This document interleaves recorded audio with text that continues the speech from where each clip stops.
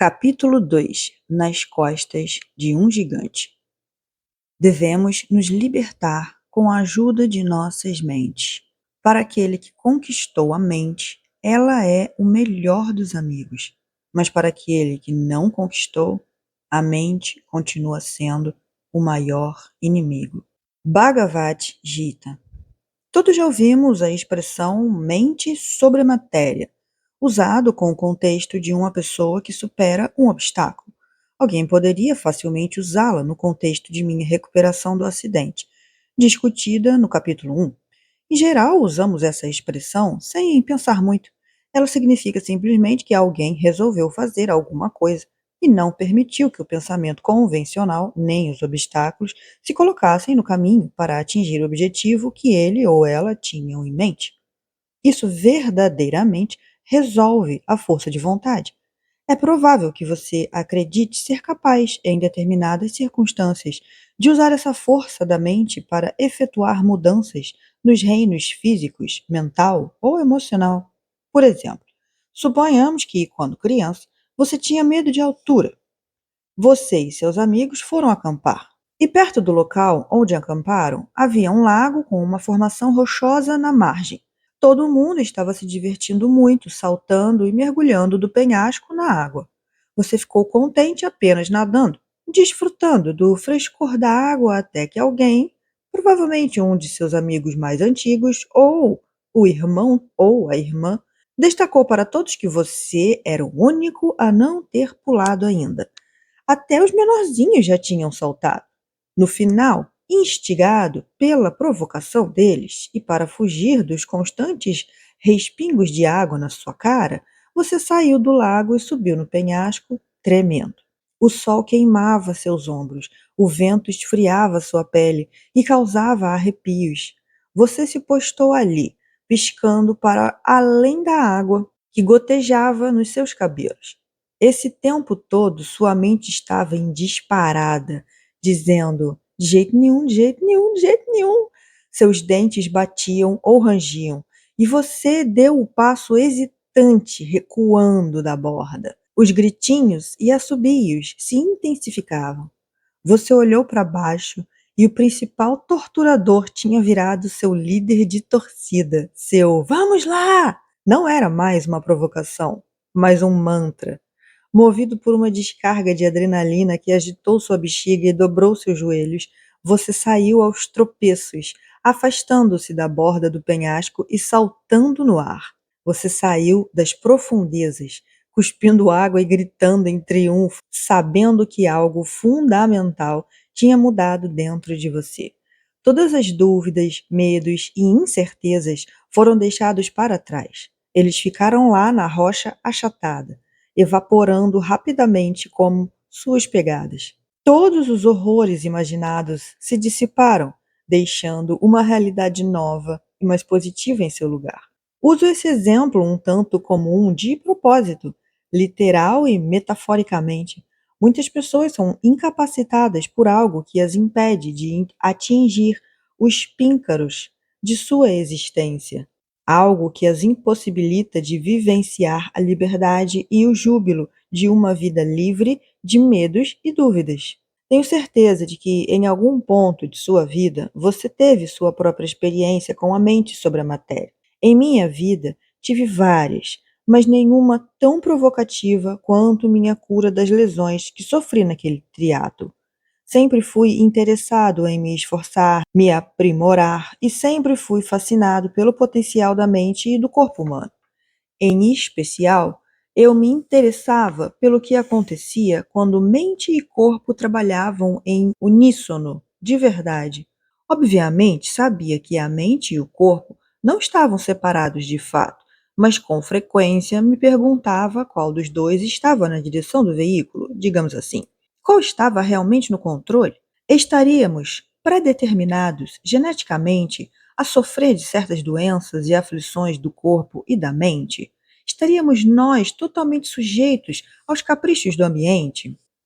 Uma introdução à mudança.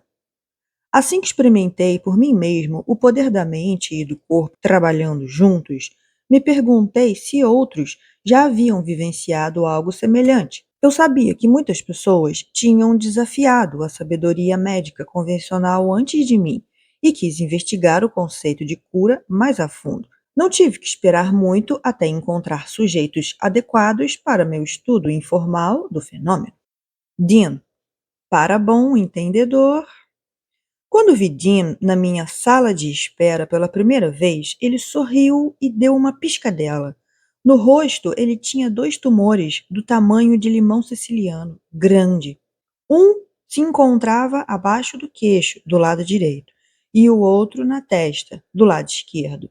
Durante meu exame, Dean explicou que tinha leucemia. Perguntei-lhe que medicamentos e terapias ele usava para manter a doença sob controle. Nenhum, nunca, respondeu. Prossegui meu exame, tentando me concentrar no que estava fazendo, mas querendo lhe fazer dúzias de perguntas. Eu havia me curado de um ferimento, mas aquilo ali era claramente diferente. Leucemia, especialmente a leucemia mieloide aguda não tratada, era uma doença debilitante e dolorosa. Não era um ferimento que o corpo pudesse simplesmente curar ao longo do tempo, como um osso fraturado. Os médicos que diagnosticaram Dean lhe deram 6 meses de expectativa de vida. Na mesma hora, Dean disse: ele prometeu a si mesmo que veria seu filho se formar no ensino médio. Aquele momento decisivo ocorrera 25 anos antes. Agora, sorrindo amplamente para mim no outro lado da mesa de atendimento, Dean anunciava que, dali a poucos meses, iria para a colação de grau do ensino médio do neto mais jovem. Eu estava pasmo. Depois de nosso primeiro encontro, Jim voltou ao meu consultório para mais algumas visitas de acompanhamento. Um dia, depois de tratá-lo, finalmente tive que perguntar: como é que você consegue? Era para você ter morrido há 24 anos, mas sem nenhum remédio, sem cirurgia, sem tratamento. Você ainda está vivo? Qual é o seu segredo? Dean abriu um sorriso enorme, debruçou-se sobre a mesa de exames de modo a trazer o rosto para perto do meu, apontou para a testa e disse: você só tem que meter na cabeça o que vai fazer. Ele apertou minha mão com firmeza, virou-se para sair e me deu outra piscadela. Sheila, o passado como precursor e como maldição. Sheila sofria com uma profusão de sintomas debilitantes, entre eles náusea, febres, constipação e dor abdominal severa. O diagnóstico de seu médico foi de diverticulite crônica, uma inflamação ou infecção dolorosa em pequenas bolsas que se desenvolvem no intestino. Embora Sheila recebesse tratamento médico, continuou a experimentar episódios cada vez mais frequentes e agudos. Certo dia, Sheila descobriu sobre a conexão entre emoções nocivas e doenças físicas, e isso a incentivou a olhar para sua vida de uma nova forma. Mesmo já adulta, na casa dos 30 anos, Sheila se considerava vítima de sua infância. Seus pais se divorciaram quando ela era jovem. Ela foi criada pela mãe, que trabalhava muito e a deixava sozinha boa parte do tempo. Tendo crescido sem a maioria das posses materiais e experiências sociais de que outras crianças desfrutavam, ela se sentia passada para trás. Quando Sheila decidiu prestar atenção em suas emoções, teve que admitir que elas se qualificavam como nocivas. Todos os dias, durante 20 anos, ela vinha pensando e dizendo que, por sua infância ter sido dura, ela jamais poderia fazer nada digno ou, pessoalmente, satisfatório. Lembrava a si mesma constantemente que sua existência era fútil, que ela nunca poderia mudar e que seus pais eram os culpados por toda a má sorte em sua vida. Agora ela tinha a compreensão de que, ao longo da maior parte de suas horas acordadas, por todos esses anos, seus pensamentos tinham sido uma ladainha repetitiva de transferência de culpa, desculpas e reclamações. Como a intervenção médica não oferecera uma cura permanente, Sheila começou a explorar a possibilidade de que a mágoa que ela carregava contra os pais poderia ter relação direta com sua doença. Ela tomou consciência de todas as pessoas e situações em sua vida que lhe permitiram pensar em si mesma e se comportar como vítima. e reconheceu que vinha usando essas pessoas e circunstâncias como desculpa para sua própria falta de vontade para mudar. Gradualmente, exercitando a consciência e a força de vontade de modo consistente, Sheila abandonou os padrões de pensamentos antigos e os sentimentos conectados àqueles pensamentos repetitivos e vitimizantes. Ela ensinou a si mesma como abrir mão da parte de sua identidade relacionada com pensamentos negativos sobre a infância e perdoou seus pais. Sheila não tinha mais nenhum motivo para sofrer e, como resultado, tornou-se feliz. Seus sintomas começaram a melhorar. Em pouco tempo, todos os sintomas físicos associados à sua doença desapareceram. Sheila havia se curado de uma doença debilitante. Mais importante, ela também havia se libertado das correntes do autoaprisionamento. Uma busca por similaridades. Nos últimos 7 anos, tenho investigado casos de pessoas que passaram por remissões e curas espontâneas de doenças graves. As informações que coletei e as histórias que esses indivíduos compartilharam durante nossas entrevistas são realmente espantosas. Elas mostram alterações clínicas substanciais em condições de saúde, como tumores malignos e benignos, doenças cardíacas, diabetes, problemas respiratórios, pressão alta, colesterol elevado, varicosidades, problemas na tireoide, problemas dentários e doenças nas gengivas, visão ruim, dor músculo-esquelética e distúrbios genéticos raros para os quais a ciência médica não oferece solução, para nomear apenas alguns. Estes homens e mulheres se recuperaram quando nenhum tratamento convencional ou alternativo foi eficaz em reverter suas condições. Cada indivíduo curou seu próprio corpo. Quando examinei esses casos a partir de uma perspectiva terapêutica, não consegui encontrar nenhum fator comportamental consistente em comum que pudesse explicar suas recuperações. Várias terapias tentadas por eles haviam alterado suas condições até certo ponto, mas não as levaram embora por completo. Por exemplo, alguns se submeteram à radioterapia e ou quimioterapia, mas o câncer persistiu ou voltou rapidamente. Outros passaram por cirurgias de rotina ou experimentais que ofereceram algum alívio dos sintomas, mas não resolveram seus problemas. Muitos tomaram medicamentos por anos para tratar condições como pressão alta, sem experimentar mudanças consideráveis ou duradouras. Alguns pacientes fizeram parte de testes clínicos em medicamentos experimentais, mas isso não produziu cura alguma. Vitaminas ou dietas especiais não restauraram sua saúde. Alguns relataram que o jejum aliviou um pouco seus sintomas, mas não resultou em recuperação permanente. Terapias alternativas também haviam fracassado. Em certos casos, a terapia ajudou a reduzir um pouco o estresse, mas não gerou cura. Muitos dos pacientes haviam descontinuado quaisquer terapias que estivessem usando quando estas se provaram ineficazes. Alguns nunca procuraram intervenção médica ou alternativa. O que essas pessoas anteriormente doentes fizeram que resultou na restauração de sua saúde?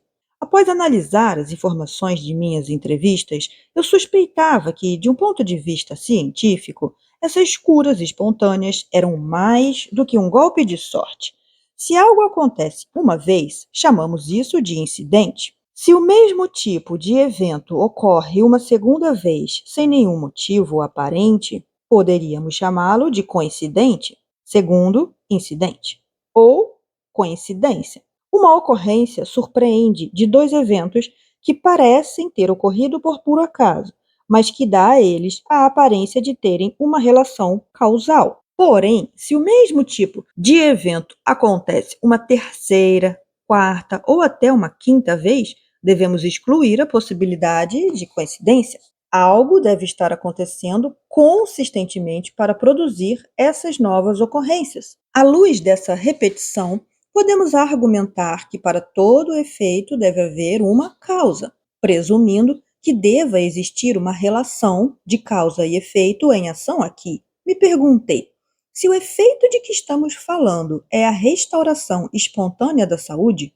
o que causou as mudanças físicas em todos esses indivíduos? Comecei a especular que, já que esses sujeitos não podiam atribuir suas recuperações a qualquer terapia voltada a afetar o corpo, talvez algum processo interno na mente e no cérebro tivesse produzido suas alterações clínicas. Será que a mente podia ser realmente tão poderosa? A maioria dos médicos reconhece que a atitude do paciente afeta sua capacidade de se beneficiar do tratamento médico.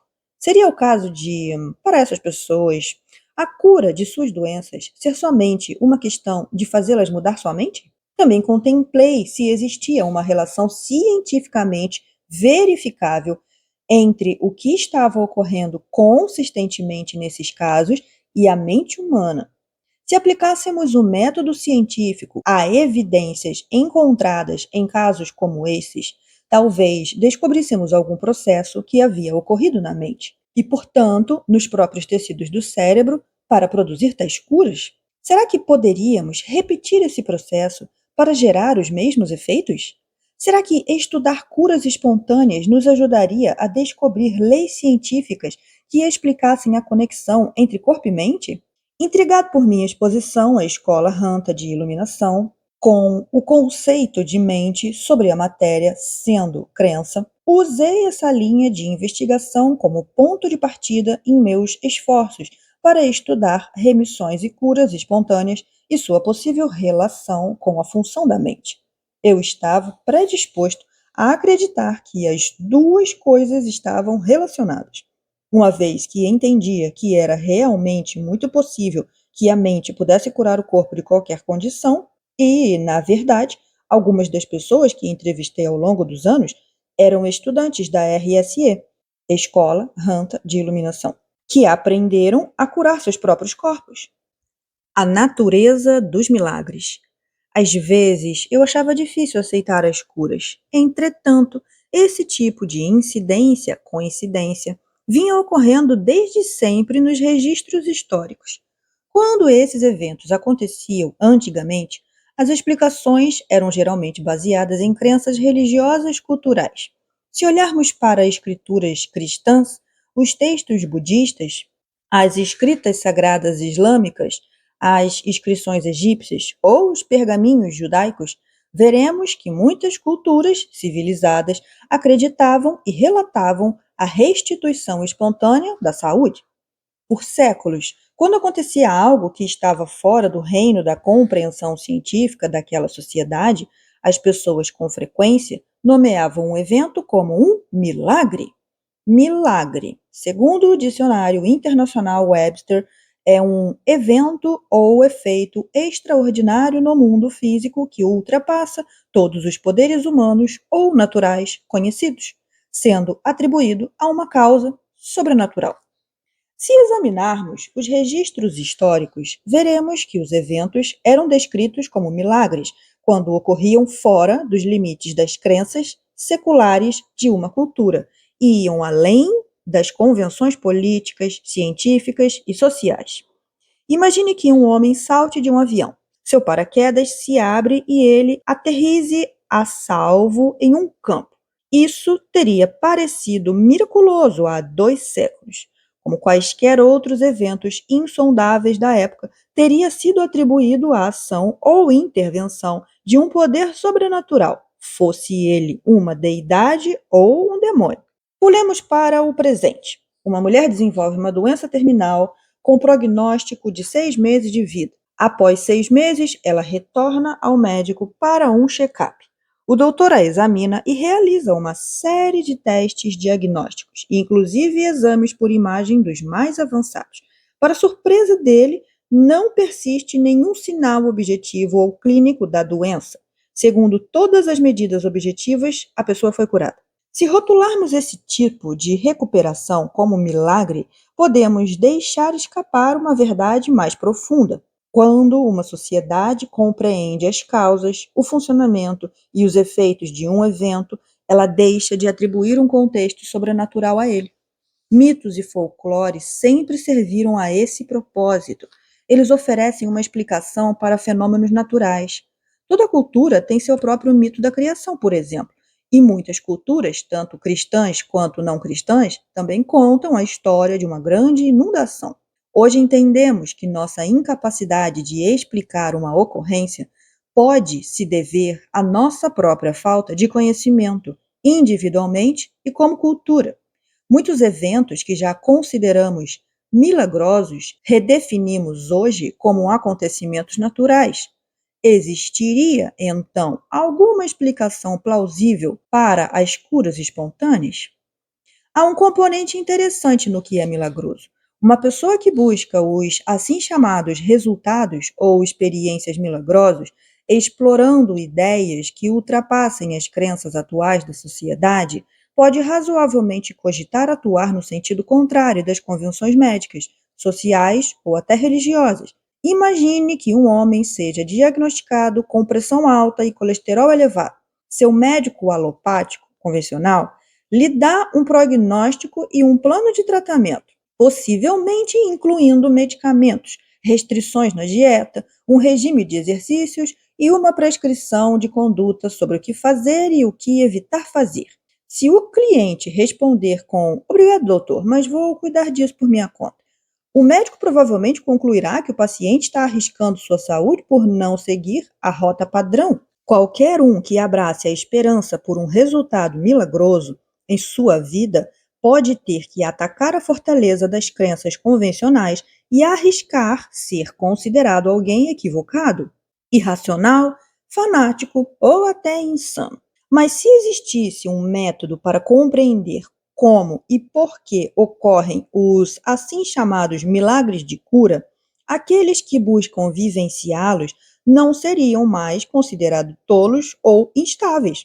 Se pudéssemos acessar informações a respeito de como realizar essas façanhas e vivenciar esse conhecimento por nós mesmos, praticando a ciência específica envolvida, nossos esforços para gerar resultados milagrosos seriam recebidos não com resistência, mas com apoio. Os 4 pilares da cura. Tornou-se claro para mim, depois de anos entrevistando pessoas que passaram por remissões e curas espontâneas, que a maioria desses indivíduos tinham 4 qualidades específicas em comum. Eles haviam vivenciado as mesmas coincidências. Antes que eu descreva as 4 qualidades em comum nesses casos, gostaria de destacar alguns dos fatores que não eram consistentes entre as pessoas que estudei. Nem todas praticavam a mesma religião. Várias nem tinham afiliação religiosa. Muitas delas não tiveram experiências com um padre, rabino, ministro, freira ou outra profissão espiritual. Esses indivíduos não eram todos adeptos do New Age. Apenas alguns oravam a um ser religioso específico ou líder carismático. Eles variavam em idade, gênero, raça, credo, cultura, status educacional, profissão e faixa de renda. Apenas alguns se exercitavam diariamente e nem todos seguiam a mesma dieta. Eles tinham tipos corporais e níveis de condição física bem variados. Seus hábitos em relação a álcool, cigarros, televisão e outras mídias eram bem diversificados. Nem todos eram heterossexuais, nem todos eram sexualmente ativos. Meus entrevistados não tinham nenhuma situação externa em comum que parecesse ter causado as mudanças mensuráveis em sua condição de saúde. Coincidência 1. Uma inteligência inata mais elevada nos dá a vida e pode curar o corpo. As pessoas com quem conversei que tiveram remissão espontânea acreditavam que uma inteligência ou uma ordem superior morava dentro delas. Quer as chamassem de mente subconsciência, divina ou espiritual, elas aceitavam que um poder interno lhes dava vida a todo momento e que ela sabia, mais do que elas poderiam chegar a saber, como seres humanos. Além disso, se elas conseguissem simplesmente fazer contato com essa inteligência, poderiam direcioná-la para começar a trabalhar por elas. Acabei percebendo que não há nada de místico nessa mente superior. Ela é a mesma inteligência que organiza e regula todas as funções do corpo. Esse poder mantém nosso coração batendo sem interrupções mais de 100.000 vezes por dia, sem jamais parar para pensar a respeito. Somando, isso dá mais de 40 milhões de pulsações por ano, quase 3 bilhões ao longo de uma vida de 78 anos. Tudo isso ocorre automaticamente, sem cuidados ou limpeza, consertos ou substituições. Uma consciência elevada evidencia uma força de vontade muito maior do que a nossa. Da mesma forma, não prestamos atenção ao que o nosso coração está bombeando. 7,5 litros de sangue por minuto, mais de 380 litros por hora, passando por um sistema de canais vasculares com quase 100.000 quilômetros de extensão, ou 2 vezes a circunferência da Terra. Entretanto, nosso sistema circulatório compõe apenas cerca de 3% da nossa massa corporal. A intervalo de 20 a 60 segundos, cada célula sanguínea faz um circuito completo pelo corpo. A cada glóbulo vermelho completa algo entre 75.000 e 250.000 viagens de ida e volta ao longo de sua vida. Aliás, se todos os glóbulos vermelhos de sua circulação sanguínea fossem alinhados um sobre o outro, eles subiriam a quase 50.000 quilômetros no ar. No espaço de 1 segundo que você leva para inspirar, você perde 3 milhões de glóbulos vermelhos e no segundo seguinte, essa mesma quantidade de glóbulos será substituída. Quanto tempo você viveria se precisássemos nos concentrar em fazer com que tudo isso acontecesse? Alguma mente superior e mais expandida deve estar orquestrando tudo isso para nós? Por favor, pare de ouvir por um segundo.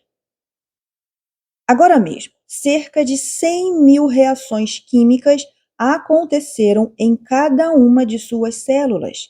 Agora multiplique essas 100.000 reações químicas pelos 70 e 100 trilhões de células que compõem seu corpo. A resposta tem mais zero do que a maioria das calculadoras pode exibir.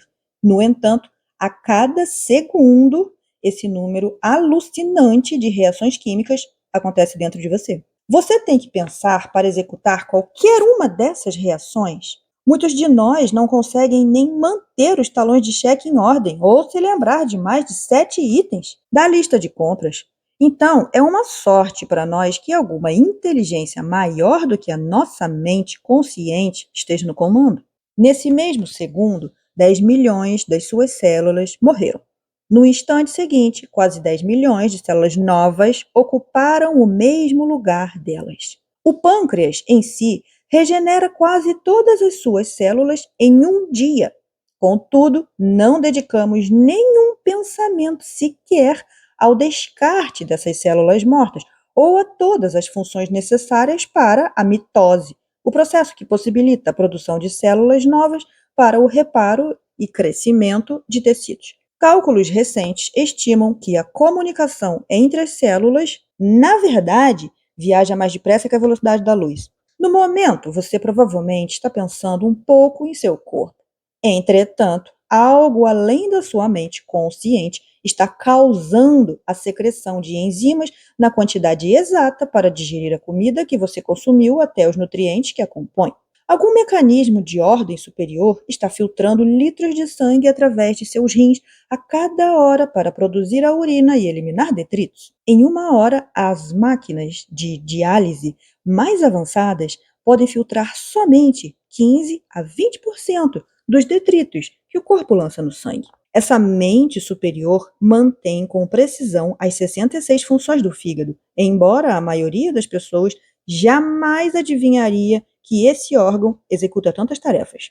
A mesma inteligência pode dirigir proteínas minúsculas para lerem a sequência sofisticada da hélice de DNA melhor do que qualquer tecnologia atual. Isso é uma façanha e tanto, considerando que, se pudéssemos desvendar o DNA de todas as células do nosso corpo e estendê-las em uma fila, essa fila chegaria até o Sol e de volta à Terra 150 vezes. De alguma forma, nossa mente superior orquestra minúsculas enzimas proteicas que se movem constantemente pelos 3,2 bilhões de sequências de ácidos nucleicos, que são os genes em cada célula, procurando por mutações. Nossa versão interna da Segurança Nacional sabe como combater milhares de bactérias e vírus sem que precisemos jamais perceber que estamos sob ataque. Elas até memorizam os invasores para que, caso eles nos invadam outra vez, o sistema imunológico esteja mais bem preparado. E o mais maravilhoso de tudo, essa força vital sabe como começar a partir de apenas duas células, um espermatozoide e um óvulo, e criar nosso quase 100 trilhões de células especializadas. Tendo nos dado a vida, ela então continua a regenerar essa vida e a regular uma quantidade incrível de processos. Podemos não reparar quando nossa mente superior está em ação, mas no momento em que morremos, o corpo começa a se decompor, porque esse poder interno se foi. Assim como as pessoas que entrevistei, tive que reconhecer que há alguma inteligência em ação dentro de nós que excede muito nossas habilidades conscientes. Ela anima nosso corpo a cada momento e seu funcionamento, incrivelmente complexo, acontece praticamente sem que saibamos. Somos seres conscientes, no entanto, tipicamente prestamos atenção apenas a eventos que julgamos serem importantes para nós. Essas 100 mil reações químicas a cada segundo em nossos 100 trilhões de células são uma expressão milagrosa de força vital. Entretanto, o único instante em que elas se tornam importantes para a mente consciente é quando algo dá errado. Esse aspecto do eu é objetivo e incondicional. Se estamos vivos, essa força vital está se expressando por meio de nós. Todos compartilhamos dessa ordem inata, independentemente de gênero, idade e genética. Essa inteligência transcende raça, cultura, posição social, status econômicos e crenças religiosas.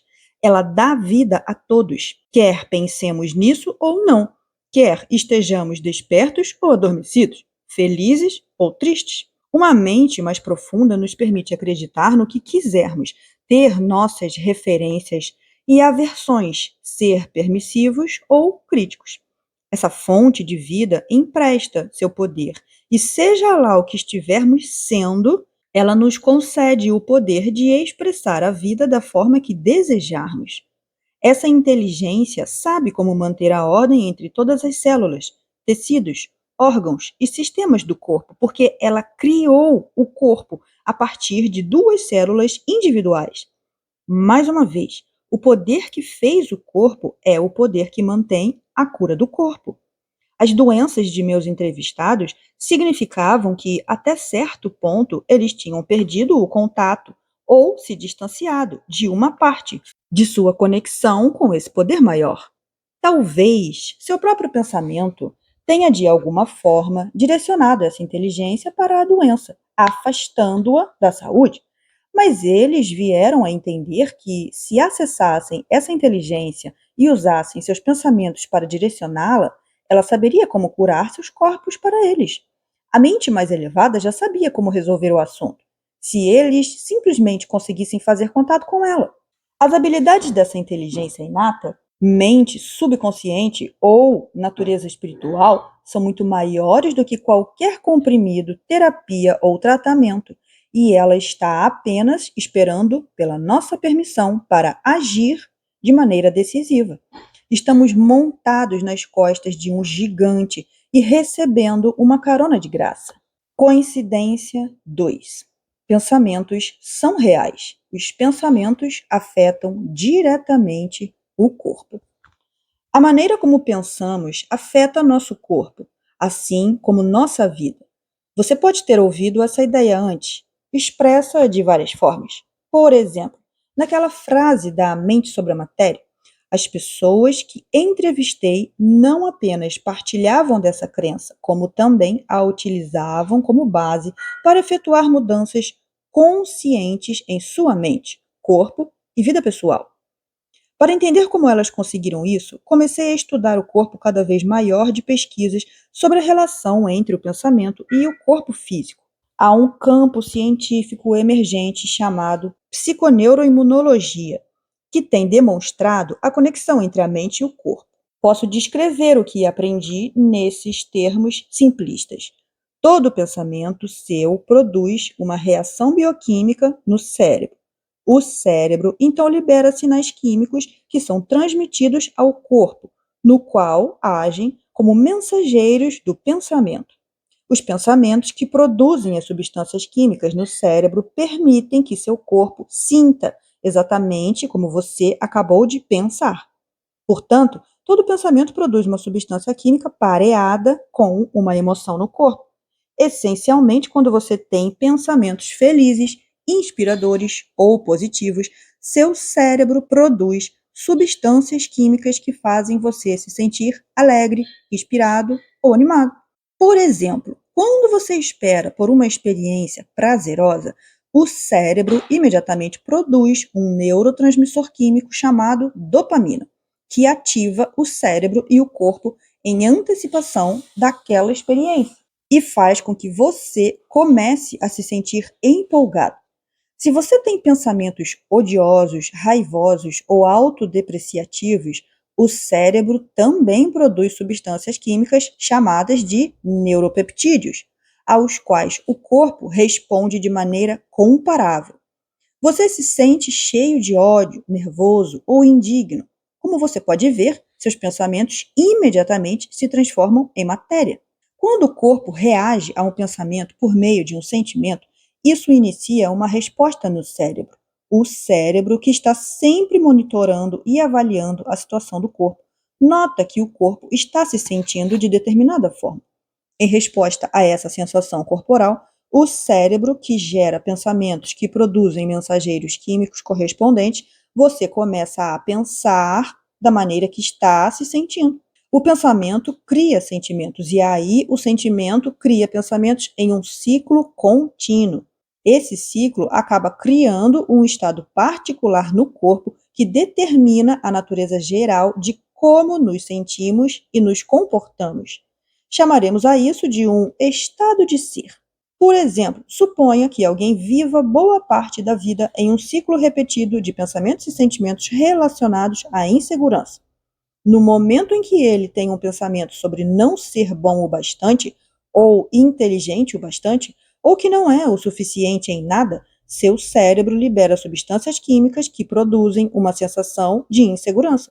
Agora ele está se sentindo do jeito que acabou de pensar.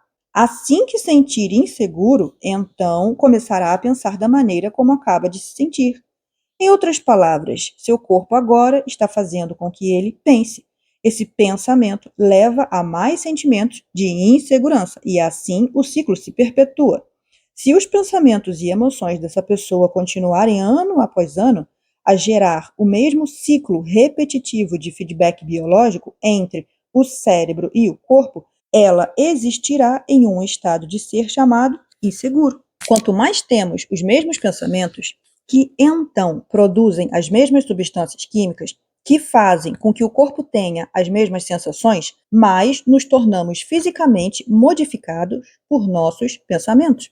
Dessa forma, dependendo do que estamos pensando e sentindo, criamos nosso estado de ser.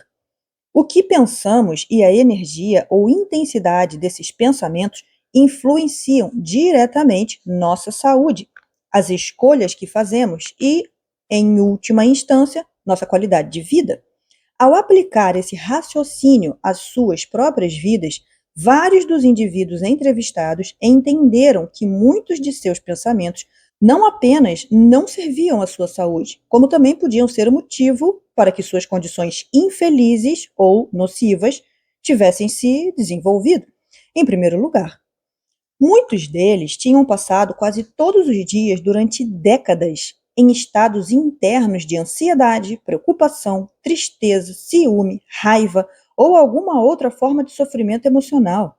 Pensar e sentir, sentir e pensar, assim por tanto tempo, disseram eles, é o que havia manifestado suas condições.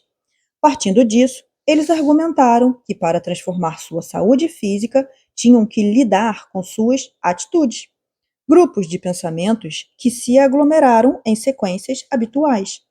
As atitudes da pessoa criam um estado de ser que está diretamente conectado ao corpo. Assim, uma pessoa que deseja melhorar a saúde tem que mudar padrões completos de como ela pensa.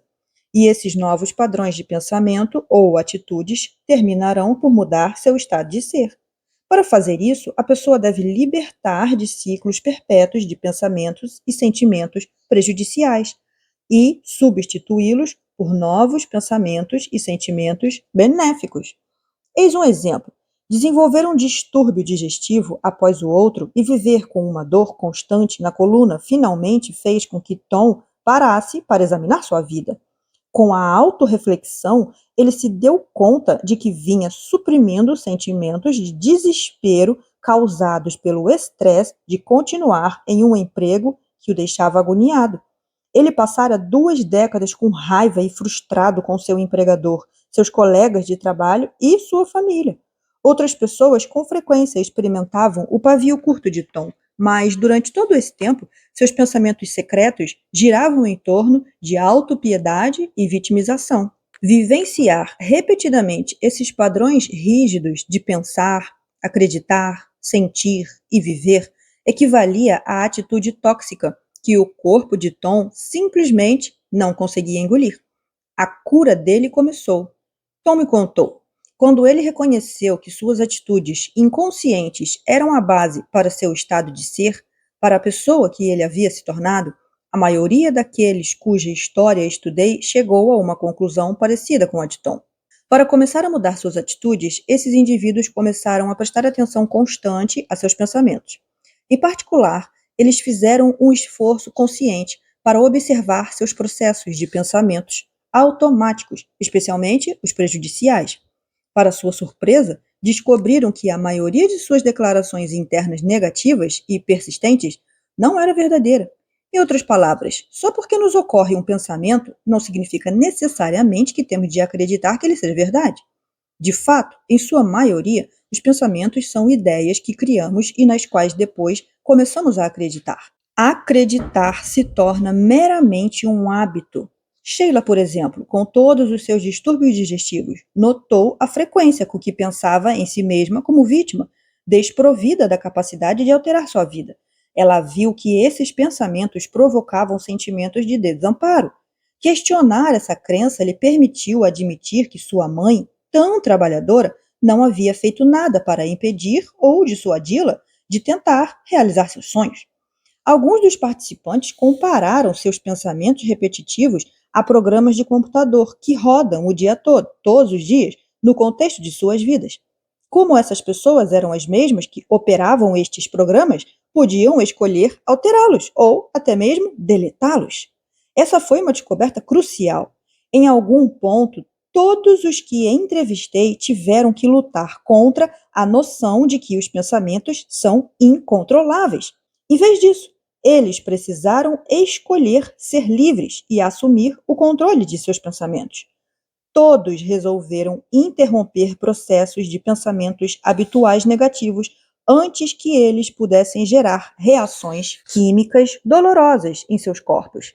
Estes indivíduos estavam determinados a administrar seus pensamentos e eliminar modos de pensar que não os ajudavam em nada. Pensamentos conscientes, repetidos com frequência suficiente, tornam-se pensamentos inconscientes. Em um exemplo comum disso, devemos pensar conscientemente sobre cada uma de nossas ações quando estamos aprendendo a dirigir. Depois de muita prática, podemos dirigir 150 quilômetros do ponto A até o ponto B e nem nos lembrarmos de nenhuma parte da viagem, porque nossa mente inconsciente é quem está tipicamente no volante. Todos já vivenciamos ficar em um estado distraído durante uma viagem de rotina, para só retornarmos nossa mente consciente em relação a um barulho estranho no motor ou a batida ritmada de um pneu furado. Portanto, se mantivermos continuamente os mesmos pensamentos, eles começarão como pensamentos conscientes, mas no final se tornarão programas de pensamentos automáticos e inconscientes. Há uma explicação sólida em neurociência para a forma como isso acontece. Você entenderá como esse processo ocorre a partir de uma perspectiva científica, quando finalizar a leitura desse livro. Essas formas inconscientes de pensar se tornam nossas formas inconscientes de ser, e elas afetam diretamente nossas vidas, do mesmo modo que os pensamentos conscientes. Assim como todos os pensamentos disparam reações bioquímicas que levam a comportamentos, nossos pensamentos repetitivos e inconscientes produzem padrões de comportamentos automáticos e adquiridos que são quase involuntários. Esses padrões comportamentais são hábitos e, por certo, acabam programados neurologicamente no cérebro. É preciso atenção e empenho para romper o ciclo de um processo de pensamento que se tornou inconsciente.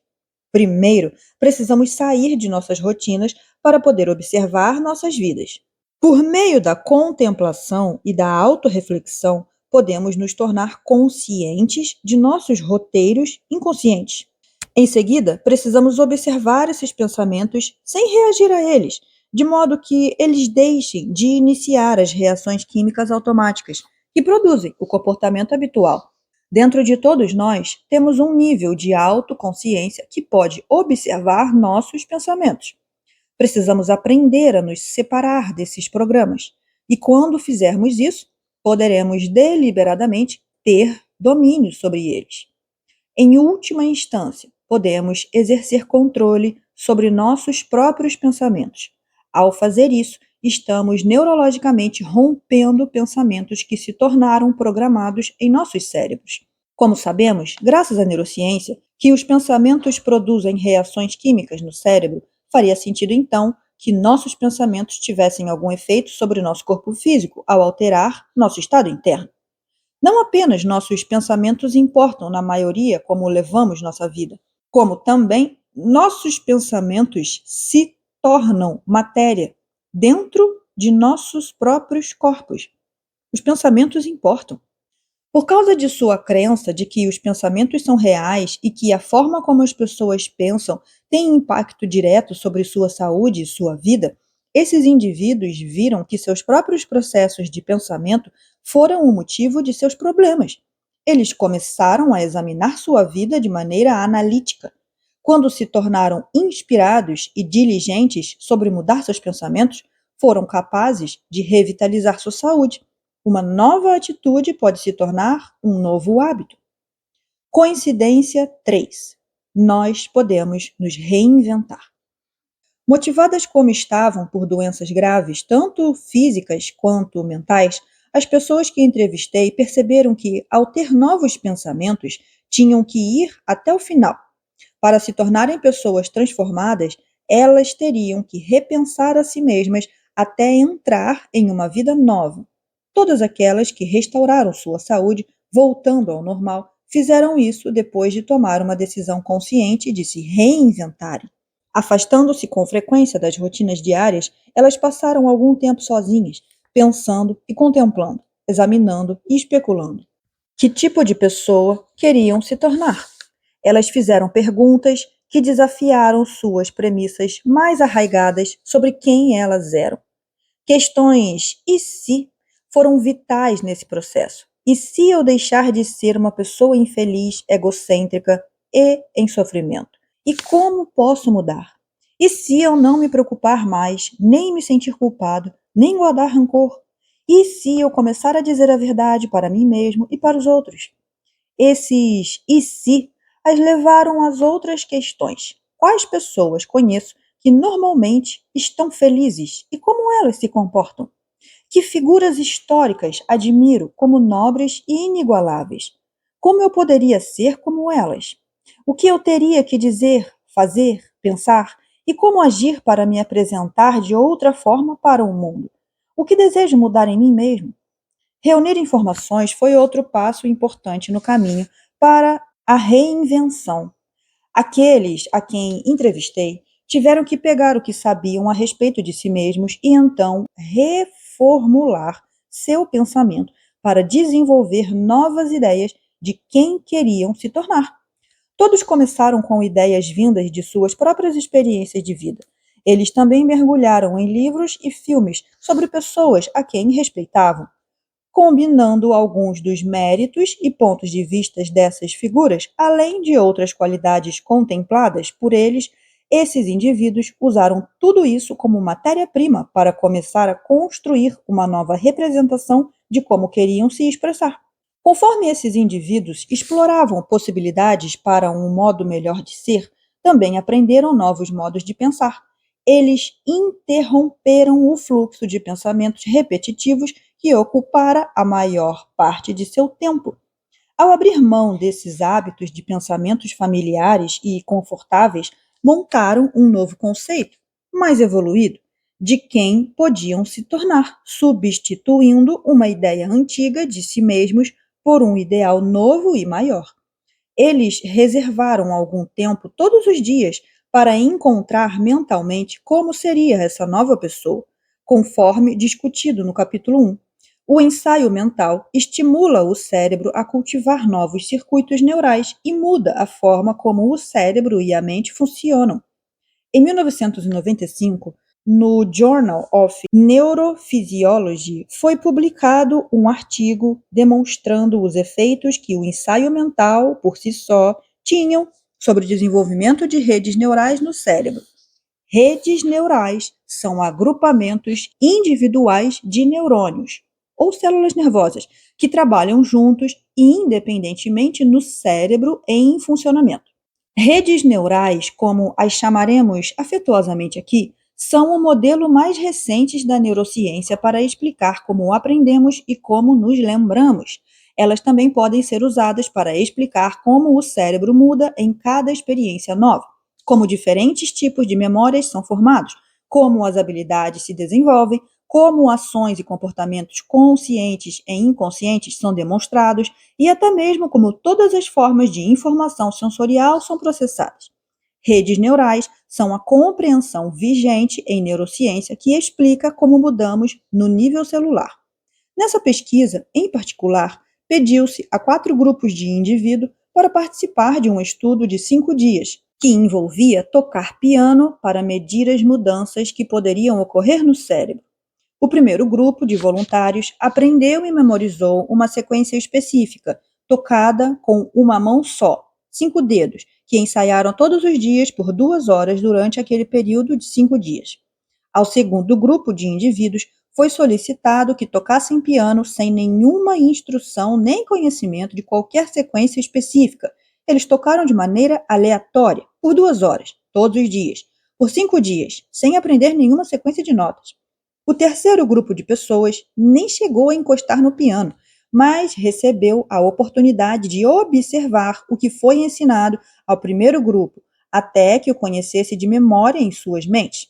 Em seguida, eles ensaiaram mentalmente seus exercícios, imaginando-se na experiência durante a mesma extensão de tempo por dia que os participantes do primeiro grupo.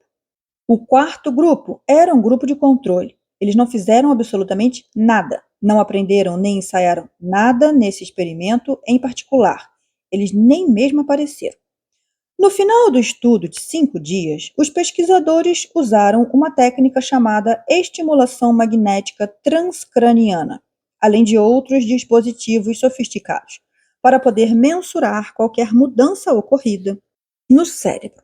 Para sua surpresa, o grupo que só ensaiou mentalmente exibiu quase as mesmas mudanças que os participantes que ensaiaram fisicamente as sequências no piano, envolvendo expansão e desenvolvimento de redes neurais na mesma área específica do cérebro.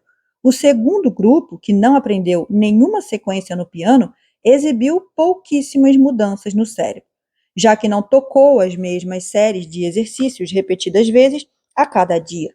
A aleatoriedade de sua atividade não estimulou os mesmos circuitos neurais repetitivamente e, portanto, não fortaleceu nenhuma conexão adicional nas células nervosas.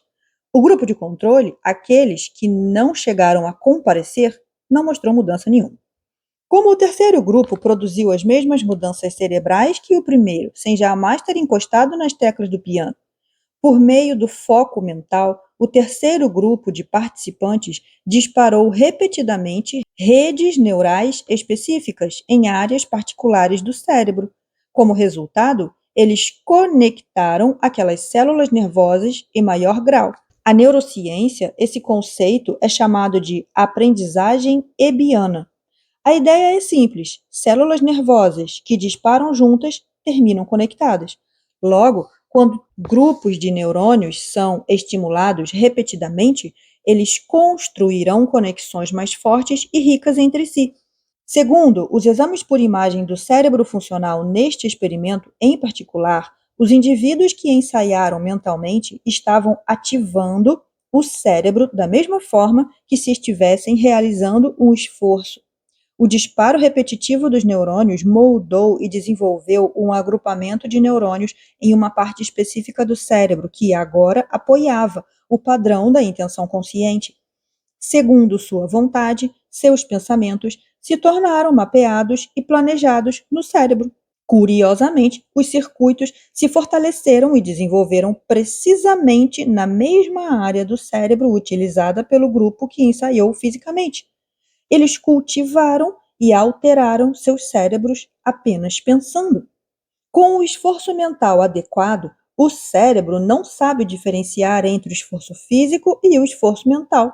A experiência de Sheila ao curar sua doença digestiva ilustra esse processo de reinvenção. Sheila havia resolvido que não revisitaria mais as lembranças de seu passado e as atitudes associadas a ele que a definiam como vítima.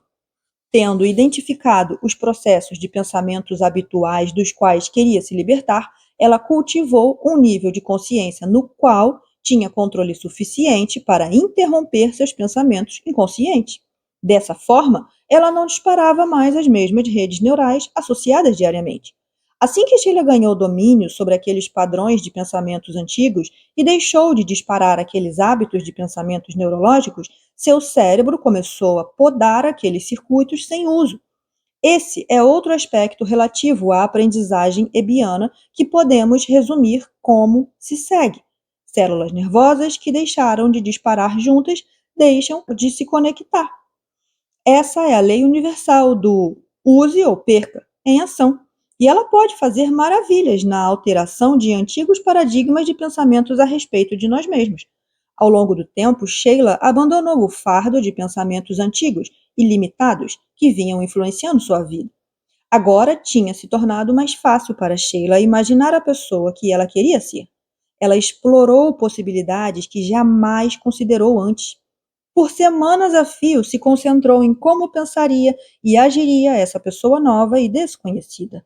Ela revisava constantemente essas novas ideias a seu respeito, para que pudesse se lembrar de quem seria naquele dia. Em dado momento, se transformou em uma pessoa que era saudável, feliz e entusiasmada sobre seu futuro. Ela criou novos circuitos cerebrais, como os tocadores de piano haviam feito. É interessante destacar aqui que a maioria das pessoas que entrevistei nunca sentiu que precisava disciplinar a si mesma para fazer isso. Pelo contrário, elas adoravam ensaiar mentalmente quem queriam se tornar. Assim como Sheila, todas as pessoas que compartilharam as histórias de seus casos comigo foram bem-sucedidas em suas reinvenções de si mesmas. Elas persistiram em seu novo ideal até que ele se tornasse seu jeito de ser familiar. Tornaram-se outra pessoa e essa nova pessoa tinha novos hábitos. Elas romperam o hábito de serem elas mesmas. Como elas conseguiram isso, nos leva à quarta crença compartilhada por aqueles que vivenciaram curas físicas. Coincidência 4. Somos capazes de prestar tanta atenção que podemos perder a noção de tempo e espaço relativos. As pessoas que entrevistei sabiam que outras, antes delas, tinham curado suas próprias doenças. Então, acreditavam que a cura também era possível para elas, mas não deixaram sua cura na mão do acaso. Torcer e desejar não daria conta do recado. Simplesmente saber o que elas tinham que fazer não bastava. A cura requeria que esses raros indivíduos mudassem suas mentes de maneira permanente e criassem intencionalmente os resultados que desejavam. Cada pessoa tinha que alcançar um estado de decisão absoluta, força de vontade suprema, paixão interior e foco total. Como disse Dean, você simplesmente tem que meter na cabeça o que vai fazer. Essa abordagem requer grande esforço. O primeiro passo para todas elas foi a decisão de fazer desse processo a coisa mais importante da sua vida. Isso significava afastar-se de suas agendas costumeiras, suas atividades sociais, seus hábitos para assistir televisão e assim por diante. Se elas tivessem permanecido com suas rotinas habituais, teriam continuado a ser as mesmas pessoas que manifestaram a doença. Para mudar, deixar de ser a pessoa que elas tinham sido, não podiam mais fazer as coisas que faziam normalmente. Em vez disso, esses rebeldes se sentaram todos os dias e começaram a se reinventar. Eles fizeram com que isso fosse mais importante do que fazer qualquer outra coisa, devotando cada momento de seu tempo livre a esse empenho. Todos praticaram tornar-se um observador objetivo de seus pensamentos familiares antigos. Eles se recusaram a permitir que qualquer coisa além de sua intenção ocupasse sua mente. Você pode estar pensando, isso é muito fácil de fazer quando enfrentamos uma grave crise de saúde. Afinal, minha própria vida está nas minhas mãos. Ora, a maioria de nós não sofre de alguma aflição física, emocional ou espiritual que afeta a nossa qualidade de vida? Essas aflições não merecem o mesmo tipo de atenção focada? Certamente, esse pessoal teve que lutar contra crenças limitantes, insegurança e temores. Eles tiveram que regenerar tanto suas vozes internas, familiares, quanto as vozes externas de outras pessoas, especialmente quando essas vozes os instavam a se preocupar e a se concentrar no resultado clínico previsto para sua condição. Quase todos comentaram que esse nível mental não foi fácil de atingir. Eles nunca tinham percebido quanto ruído ocupa a mente destreinada. Primeiro, imaginaram o que aconteceria se começassem a recair em seus padrões de pensamentos habituais. Será que teriam forças para impedir a si mesmos de regredir aos costumes antigos? Poderiam se manter conscientes de seus pensamentos ao longo do dia? Entretanto, com a experiência, eles descobriram que, sempre que regrediam ao seu antigo, podiam detectar isso e interromper aquele programa. Quanto mais praticavam prestar atenção a seus pensamentos, mais fácil o processo se tornava e melhor se sentiam sobre seu futuro, sentindo-se em paz e calmos, tranquilizados por um senso de claridade, um novo eu emergia. Curiosamente, todos os participantes relataram vivenciar um fenômeno que se tornou parte de suas novas vidas. Durante períodos longos de introspecção em sua própria reinvenção, eles se tornaram tão envolvidos em se concentrar no momento presente e em suas intenções que algo extraordinário aconteceu. Eles perderam completamente a noção de seus corpos, do tempo e do espaço. Nada era real para eles, exceto seus pensamentos. Deixe-me colocar isso em perspectiva. Nossa atenção consciente cotidiana está envolvida tipicamente em três coisas. Primeiro, estamos conscientes de estarmos em um corpo. Nosso cérebro recebe feedback sobre o que está acontecendo dentro do corpo e quais estímulos ele está recebendo de nosso ambiente. E nós descrevemos o que o corpo sente em termos de sensações físicas. Segundo, estamos conscientes de nosso ambiente. O espaço à nossa volta é nossa conexão com a realidade externa.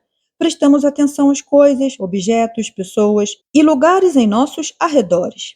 Terceiro, temos uma noção do tempo passando. Estruturamos nossa vida dentro do conceito de tempo. Todavia, quando as pessoas se focam internamente por meio de uma séria contemplação autorreflexiva, quando estão ensaiando de modo mental novas possibilidades de quem poderiam se tornar, elas são capazes de ficar tão imersas no que estão pensando que, às vezes, sua atenção se desprende por completo de seu corpo e seu ambiente. Elas parecem se apagar ou desaparecer. Até o conceito de tempo some.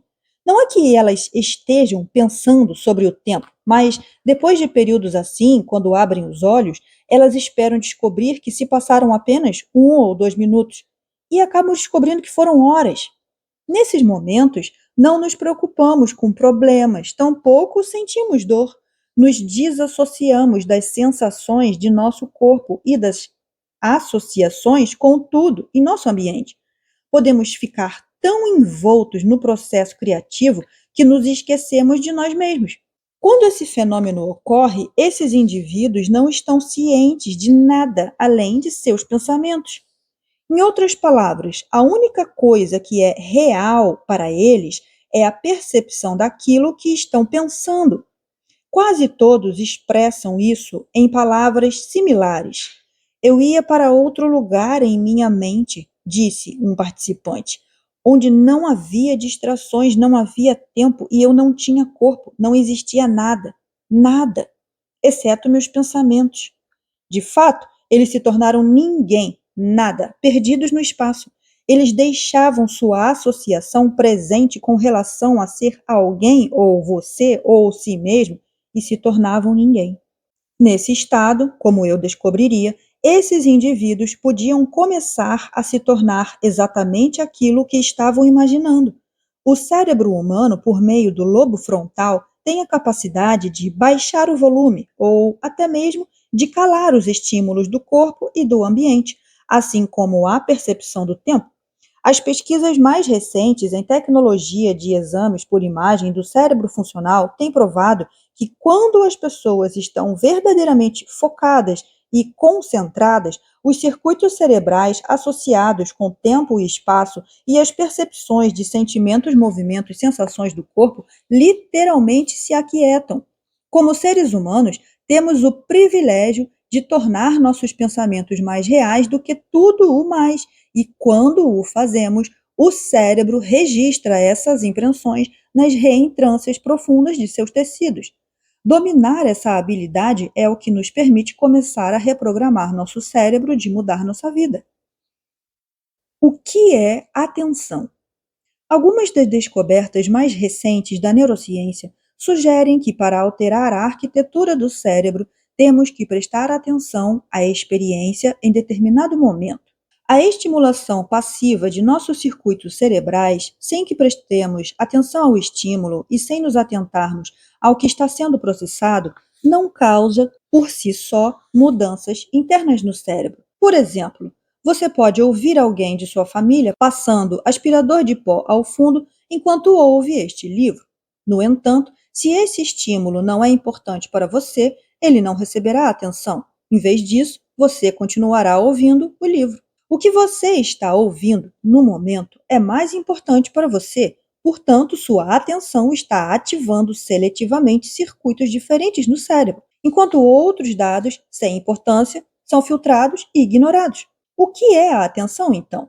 Quando você presta atenção em uma coisa, está dedicando toda a consciência a essa coisa, enquanto ignora todas as outras informações que poderiam estar disponíveis para seus sentidos processarem e seu corpo sentir. Você também pode atrapalhar lembranças aleatórias e extraviadas. Você inibe sua mente devagar para pensamentos sobre o que será o jantar, lembranças do Natal passado e até fantasias sobre aquele colega de trabalho. Você restringe sua mente de agir ou fazer qualquer coisa além daquilo que você decidiu ser uma intenção importante. Seria impossível sobreviver sem essa habilidade de selecionar determinadas coisas para dedicar a atenção. Sua habilidade de selecionar uma pequena fração de informação a qual dedicar a atenção depende do lobo frontal do cérebro, enquanto o lobo frontal lhe permite dedicar atenção sustentada a determinada coisa, como ouvir este livro. Ele desliga outros circuitos cerebrais que tenham relação com modalidades como a audição, o paladar, o movimento das pernas, a sensação de suas nádegas no sofá, a sensação de dor na cabeça e até mesmo a percepção de que sua bexiga está cheia. Assim, quanto melhor você é em prestar atenção às suas imagens mentais, mais consegue reprogramar seu cérebro e mais fácil é controlar outros circuitos do cérebro que processam os estímulos sensoriais familiares. Em outras palavras, a atenção é uma habilidade. Outros pontos em comum. Apesar de não serem tão fundamentalmente importantes quanto os 4 elementos já abordados, vários outros pontos de interseção emergiram entre as experiências de meus entrevistados. Limitarei a discussão aqui a 2 deles. O primeiro é que esses indivíduos sabiam, em algum nível mais profundo e com alto grau de certeza, que estavam curados. Eles não precisaram de nenhum tipo de teste diagnóstico para ficar sabendo disso, embora muitos deles tenham passado por exames que comprovaram que estavam curados. O segundo ponto em comum é que diversos médicos pensaram que a escolha de seus pacientes de abandonar os métodos convencionais era uma insanidade. Da mesma forma, os médicos dos pacientes curados não acreditaram quando estes revelaram o que sabiam ser verdade. Em certos aspectos, a reação dos médicos é compreensível, em outros, é profundamente lamentável. Entretanto, a maioria dos médicos, ao revisar as conclusões objetivas alteradas, frequentemente disse, abre aspas, não sei o que você está fazendo, mas seja lá o que for, continue, fecha aspas. A nova fronteira nas pesquisas sobre o cérebro. Investigações sobre cura espontânea acenderam minha intenção de aprender tudo o que eu pudesse sobre o cérebro. Nunca houve um momento mais empolgante do que o atual para prestar atenção ao que os neurocientistas estão descobrindo sobre este órgão incrível. Algumas das descobertas mais recentes sobre como o cérebro viabiliza o pensamento podem levar a conhecimentos que podem aplicar para criar novos resultados positivos em nossos corpos e nossas vidas. A maioria de nós que passamos pela escola há 20 ou mais anos foi ensinado que o cérebro é programado, o que significa que já nascemos com conexões de células nervosas no cérebro que nos predestinam a exibir predisposições, traços característicos e hábitos herdados de nossos pais. Naquela época, havia a perspectiva científica prevalente de que o cérebro era imutável e que nossas predisposições genéticas nos deixavam com poucas escolhas e pouco controle sobre o nosso destino. Certamente, todos os humanos têm porções de cérebro programadas de maneiras iguais, de modo que todos compartilhamos das mesmas estruturas físicas e funções. Todavia, a pesquisa agora começa a verificar que o cérebro não é tão programado quanto se pensava. Agora sabemos que qualquer um de nós, em qualquer idade, pode ganhar novos conhecimentos, processá-los no cérebro e formular novos pensamentos, e que esse processo deixará novos indícios no cérebro, isto é, novas conexões sinápticas se desenvolvem. É disso que se trata a aprendizagem.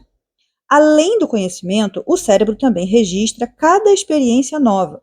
Quando vivenciamos algo, nossas vias sensoriais transmitem imensas quantidades de informação ao cérebro em relação ao que estamos vendo, cheirando, saboreando, ouvindo e sentindo. Em resposta, os neurônios se organizam no cérebro em redes de conexões que refletem a experiência. Esses neurônios também liberam substâncias químicas que disparam sentimentos específicos. Cada nova ocorrência produz um sentimento, e nossos sentimentos nos ajudam a lembrar de uma experiência. O processo de formar memórias é o que sustenta essas novas conexões neurais em longo prazo. A memória, então, é simplesmente um processo de manter novas conexões sinápticas que formamos por meio da aprendizagem. A ciência está investigando como pensamentos repetitivos fortalecem essas conexões neurológicas e afetam o modo como o nosso cérebro funciona. Somando-se ao que já discutimos sobre ensaios mentais, outros estudos intrigantes demonstraram que o processo de ensaio mental, pensar várias vezes em fazer alguma coisa sem envolver fisicamente o corpo, não apenas cria alterações no cérebro, como também pode modificar o corpo. Por exemplo, quando vários participantes visualizaram a si mesmos levantando pesos com um dedo específico ao longo de determinados períodos de tempo, o dedo que eles imaginaram usar no processo se tornou realmente mais forte. Contrariamente ao mito do cérebro programado, agora nos damos conta de que o cérebro muda em reação a cada experiência. cada novo pensamento e cada coisa nova que aprendemos. Isso é chamado de plasticidade. Pesquisadores estão reunindo evidências de que o cérebro tem potencial para ser moldável e maleável em qualquer idade. Quanto mais eu estudava novas descobertas sobre a plasticidade do cérebro, mais fascinado me tornava ao ver que certas informações e habilidades parecem ser os ingredientes para mudar seletivamente o cérebro. A plasticidade cerebral é a capacidade desse órgão de se remodelar, reestruturar e reorganizar mesmo na vida adulta. Violinistas especializados exibem uma hipertrofia considerável no córtex somatosensorial, a região do cérebro conectada ao sentido do tato, mas é verdadeiro apenas para os dedos da mão esquerda, que se move no braço do instrumento, comparado aos dedos da mão direita, que segura o arco. Cientistas compararam as duas metades do cérebro que controlam o senso de tato dos violinistas, vindo dos dois lados do corpo. Tornou-se evidente que os compartimentos do cérebro designado para o dedo da mão esquerda ficou de um tamanho maior do que o que cuidava do dedo da mão direita. Até os anos 80, prevaleceu a ideia de que o cérebro era algo fixo e programado, em compartimentos organizados e separados. Os neurocientistas entendem hoje que o cérebro está se reorganizando constantemente ao longo da vida de cada pessoa. Também existem evidências interessantes para eliminar um mito antigo sobre as células nervosas. Por décadas, cientistas pensaram que elas eram incapazes de se dividir e se replicar. Ouvimos que os números de neurônios com os quais nascemos é fixo ao longo da vida e que, uma vez que as células nervosas são danificadas, jamais poderão ser substituídas. Essas crenças estão agora sendo contestadas. De fato, estudos recentes sugerem que o cérebro adulto normal e sadio pode gerar novas células cerebrais. Esse processo é chamado de neurogênese. Pesquisas dos últimos anos demonstraram que quando células nervosas maduras são danificadas em uma área específica do cérebro chamada hipocampo, elas são naturalmente capazes de se reparar e regenerar. Não apenas certas partes danificadas do cérebro podem ser restauradas. Novas evidências agora sugerem que um cérebro adulto plenamente maduro pode produzir células nervosas adicionais todos os dias. Aprender a fazer malabarismo pode, na verdade, fazer com que áreas específicas do cérebro cresçam, segundo um estudo publicado no periódico Nature em janeiro de 2004. Sabíamos, por causa dos exames de imagem de cérebros funcionais, que a aprendizagem pode causar mudanças na atividade cerebral. Mas esse estudo, em particular, demonstrou que mudanças anatômicas podem ocorrer como resultado de aprender algo novo. Pesquisadores alemães da University of Regensburg recrutaram 24 pessoas que não sabiam jogar malabares e as dividiram em dois grupos iguais. Um deles tinha que praticar malabares diariamente por 3 meses. O grupo de controle não praticou. Antes e depois de o primeiro grupo aprender a jogar malabares, os cientistas conduziram exames de imagem no cérebro de todos os voluntários usando ressonância magnética. Além disso, em vez de limitar sua investigação a mudanças na atividade cerebral, os pesquisadores usaram uma técnica sofisticada de análise chamada morfologia baseada em voxel para detectar mudanças estruturais na substância cinzenta do neocórtex. A espessura de nossa substância cinzenta reflete o número total de células nervosas do cérebro. Os indivíduos que adquiriram a habilidade do malabarismo tiveram aumento mensurável na substância cinzenta em duas áreas separadas do cérebro, envolvidas nas atividades motora e visual. Os cientistas documentaram um volume aumentado e maior densidade de substância cinzenta nessas áreas. O estudo sugere que o cérebro adulto pode ter alguma habilidade para cultivar novas células nervosas. Doutora Vanessa Sluming, veterana em exame por imagem na University of Liverpool, na Inglaterra, comentou que, abre aspas, o que fazemos em nossa vida cotidiana pode ter impacto não apenas em como nossos cérebros funcionam, mas também na estrutura, em um nível macroscópico. Fecha aspas. É interessante destacar que aquelas pessoas que mais tarde deixaram de praticar malabarismo tiveram as áreas que haviam aumentado em seus cérebros de volta ao tamanho normal dentro de 3 meses. Até a meditação mostrou resultados promissores, mudando não apenas a forma como o cérebro funciona, alterando os padrões das ondas cerebrais, mas também gerando novas células cerebrais que são o produto da atenção interior consciente. Estudos publicados em novembro de 2005 no periódico Neuroreport demonstraram substância cinzenta aumentada em 20 participantes, todos com treinamento extensivo em meditação e insight budista. Eis aqui a melhor parte do estudo. Em sua maioria, os participantes eram pessoas normais, comuns, com empregos e família, que meditavam apenas 40 minutos por dia. Você não tem que ser uma pessoa santa para produzir mais células cerebrais. Pesquisadores do estudo também sugerem que a meditação pode desacelerar a redução do córtex frontal relacionada à idade. Segundo pesquisa conduzida por Fred Gage, do Salk Institute of Biological Studies, em La Jolla, Califórnia, ratos que moravam em ambientes enriquecidos, onde eles podiam estimular a mente e o corpo, mostraram aumento de 15% no número total de células cerebrais quando comparados com ratos em ambientes convencionais para roedores. E mais, em outubro de 98, Gage e um grupo de pesquisadores suecos demonstraram pela primeira vez que células cerebrais humanas têm capacidades regenerativas. Da lesão à esperança. Pesquisas com pacientes vítimas de acidentes vascular cerebral, AVC, estão fornecendo algumas das evidências mais empolgantes sobre o potencial do cérebro para a mudança. Quando o acidente cerebrovascular, um AVC, ocorre no cérebro, a redução súbita no suprimento de sangue oxigenado danifica tecidos neurológicos. Muitas vezes, uma lesão causada por AVC em uma parte específica do cérebro, associada a um braço ou uma perna, deixa o paciente sem controle motor de seus membros. De acordo com o pensamento tradicional, se um paciente de AVC não demonstrar melhoria nas 2 primeiras semanas, sua paralisia será permanente. Numerosos estudos estão agora derrubando esse mito. Pacientes de AVC que tecnicamente passaram do período de recuperação, até pacientes na casa dos 70 anos que tiveram paralisados por até 20 anos, foram capazes de recuperar um pouco do controle motor que não tinham desde os seus AVC e conseguiram manter essas melhorias em longo prazo. Em certos experimentos de pesquisa, no final dos anos 70, no Departamento de Neurologia do Bellevue Hospital, na cidade de Nova York, até 75% dos pacientes alcançaram restauração total do controle do braço ou perna paralisados.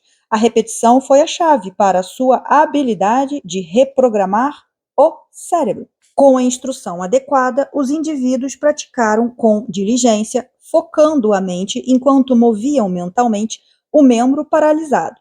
Eles receberam feedback mental por meio de máquinas sofisticadas e biofeedback. Quando se tornaram capazes de reproduzir os mesmos padrões cerebrais ao pensar em mover os membros afetados que tinham quando moviam os membros em perfeito estado, eles começaram a reverter a paralisia. Uma vez que padrões cerebrais similares foram produzidos quando se iniciava o movimento do membro afetado, os voluntários conseguiram aumentar a força do sinal neurológico para a perna ou o braço paralisado, o que fez com que o membro se movimentasse mais. Independentemente de idade e duração da lesão, o cérebro deles exibiu uma capacidade espantosa de aprender coisas novas e restaurar o corpo em um nível mais elevado de funcionamento, apenas com a aplicação da força de vontade mental. O cérebro, a questão da mente e o mistério interligado. Os resultados positivos que pacientes de AVC alcançaram pode fazer com que você se pergunte o que a atenção aumentada e o treinamento diário poderiam fazer para aprimorar o cérebro em indivíduos sadios que recebessem o conhecimento e a instrução adequados. Essa é uma daquelas situações em que uma questão leva a outra, que leva a mais uma. Vamos começar por aqui. Se a estrutura física do cérebro é danificada, o que isso diz sobre a condição da mente? Você provavelmente já ouviu falar de pessoas conhecidas como savantes, que sofrem de algum distúrbio cerebral, mas que têm uma mente capaz de efeitos assombrosos. Em última instância, a pergunta que devemos fazer é esta: o que é a mente e qual é a relação entre o cérebro e a mente? Como o órgão com o maior número de neurônios reunidos, o cérebro viabiliza impulsos de pensamentos, tanto consciente quanto subconscientemente, e atua controlando e coordenando funções físicas e mentais. Sem o cérebro, nenhum outro sistema do corpo pode funcionar. Sir Julian Huxley, biólogo britânico durante o começo dos anos 1900 e autor de vários escritos relacionados à evolução, deve ter previsto a pergunta: o cérebro é uma explicação boa o suficiente para descrever a mente? Sua resposta é primordial na história da biologia. O cérebro, por si só, não é responsável pela mente, disse ele, apesar de ser um órgão necessário para sua manifestação. De fato, um cérebro isolado é um absurdo biológico, não tem sentido, quanto um indivíduo isolado. Ele sabia que deveria haver outro componente para a mente. Desde minha época de calouro na faculdade, sempre achei fascinante estudar a mente. Meu maior dilema como universitário foi que certas áreas da psicologia tentavam usar a mente para conhecer e observar a mente. Isso era um tanto preocupante para mim, porque parecia uma conjectura estudar a mente sem estudar o órgão que produz a mente. É como observar um carro correndo, mas nunca olhar por baixo do capô para ver o que o faz rodar. Estudar o comportamento é essencial para as nossas observações, mas eu me perguntava sempre: se pudéssemos de fato observar um cérebro vivo funcionando, o que descobriríamos sobre o que está acontecendo de verdade com a mente? Afinal, há limites para o que o cérebro de uma pessoa morta pode nos revelar. Estudar a anatomia sem vida do cérebro para poder reunir informações sobre como ele funciona é como tentar aprender como um computador opera sem ligar o aparelho. A única ferramenta de que dispomos para entender realmente a mente tem sido observar o funcionamento do cérebro humano vivo. Agora que temos tecnologia para observar um cérebro vivo, sabemos, por meio de exames de imagem de cérebros funcionais, que a mente é o cérebro em ação. Essa é a definição mais recente de mente, segundo a neurociência. Quando um cérebro está vivo e ativo, ele pode processar pensamentos, demonstrar inteligência, aprender novas informações, dominar habilidades, recuperar memórias, expressar sentimentos, refinar movimentos, inventar novas ideias e manter o funcionamento organizado do corpo. O cérebro animado também pode facilitar comportamentos, sonhos, perceber a realidade, defender crenças, inspirar-se e, mais importante, abraçar a vida para que a mente possa existir. Então, o cérebro deve estar vivo. O cérebro, portanto, não é a mente, é o aparato físico por meio do qual a mente é produzida. Um cérebro sadio e funcionando equivale a uma mente sadia. O cérebro é um biocomputador com 3 estruturas anatômicas individuais, com as quais ele produz aspectos diferentes da mente. A mente é o resultado de um cérebro que está coordenando impulsos de pensamento por suas várias regiões e subestruturas. Existem muitos estados mentais diferentes, porque podemos facilmente fazer o cérebro funcionar de maneiras diferentes. O cérebro viabiliza a mente como um intricado sistema de processamento de dados, de forma a termos a habilidade de reunir, processar, armazenar, recuperar e comunicar informações em segundos, caso necessário, assim como a capacidade de prever, formar hipóteses, reagir, comportar-se, planejar e raciocinar. O cérebro é também o centro de controle por meio do qual a mente organiza e coordena todas as funções metabólicas necessárias para a vida e a sobrevivência. Quando seu biocomputador está ligado ou vivo e está funcionando, processando informações, a mente é produzida. De acordo com nossa definição neurocientífica funcional, a mente não é o cérebro, é o produto do cérebro. A mente é o que o cérebro faz. Podemos estar cientes da máquina em operação, a mente, sem ser a máquina, o cérebro. Quando o cérebro está animado de vida, a mente é processada por meio dele. Essencialmente, a mente é o cérebro animado. Sem o cérebro não existe mente. Avanços na tecnologia de imagem. Até recentemente, nosso potencial para compreender o cérebro tinha certos limites impostos pela tecnologia de 80 anos do eletroencefalograma. O EEG oferecia representações gráficas do desempenho do cérebro, mas nenhuma imagem para ver um cérebro vivo. Hoje, contudo, os cientistas podem medir a atividade cerebral a cada momento. Eles podem ver a estrutura e a atividade do cérebro humano vivo com detalhes inéditos, graças à revolução na neurociência e no EEG ao longo dos últimos 30 anos. Potencializado pela tecnologia dos computadores, o EEG pode agora fornecer uma representação tridimensional de um cérebro funcionando. Mais importante ainda na revolução do campo da neurociência cognitiva são os avanços mais recentes na imagiologia funcional. Esta tecnologia é baseada em vários princípios da física, desde mudanças nos campos magnéticos locais até a mensuração de emissões radioativas. Inúmeras novas tecnologias imagiológicas estão produzindo, literalmente, um grande volume de informações sobre o cérebro em funcionamento, assim como o resto do corpo. Como resultado, os neurocientistas podem agora estudar as ações fisiológicas imediatas da massa encefálica, observando os padrões específicos e repetíveis de um cérebro em funcionamento. A primeira das novas tecnologias, introduzida em 1972, foi a tomografia computadorizada, TC, também chamada de imagem, CAT, Computer Aided Tomography, em inglês. Uma TC do cérebro tira uma foto ou gera uma imagem da parte interna do cérebro para ver se existe algum tecido anormal dentro de seus componentes estruturais. Esse tipo de exame meramente capta um momento no tempo.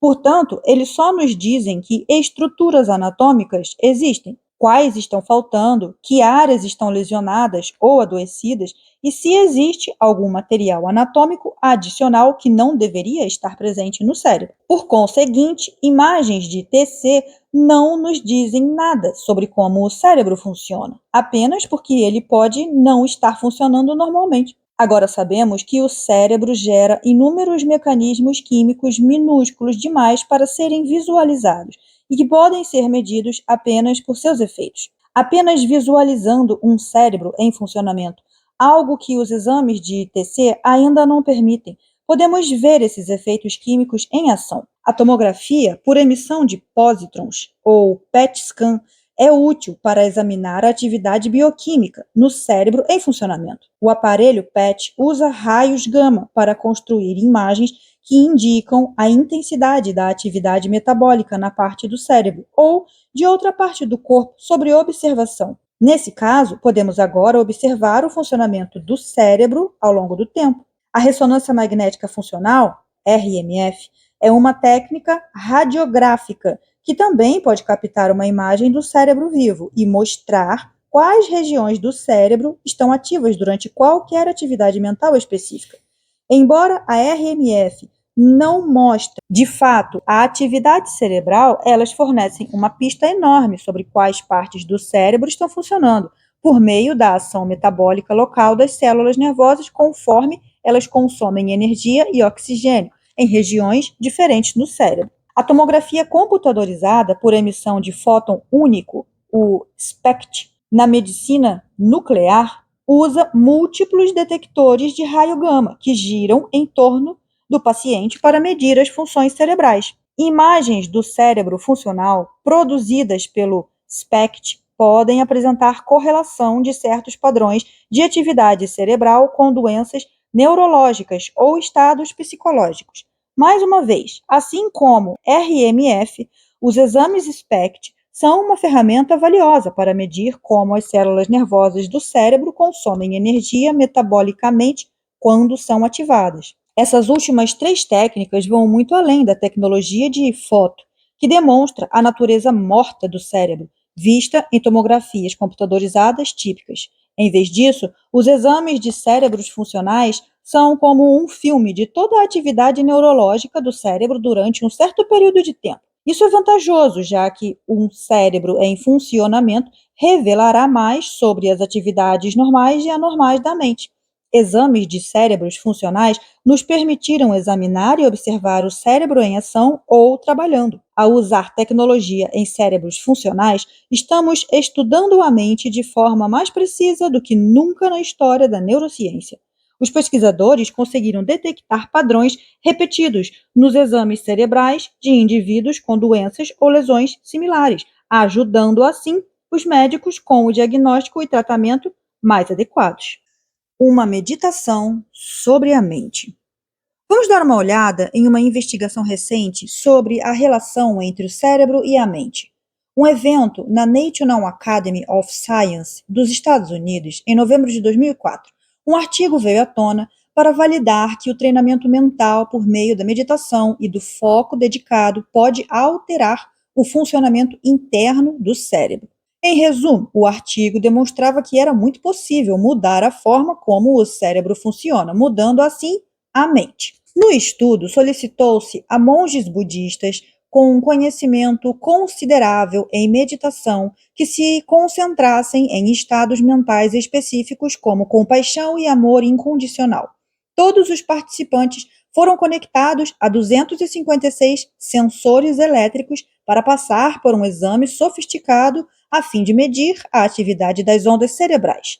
Durante esse foco unificado, os cérebros deles se tornaram mais coordenados e organizados no processamento de atividades mentais do que os cérebros do grupo de controle, que não conseguiu nem se aproximar de demonstrar padrões de ondas cerebrais comparáveis às dos produzidos pelos monges.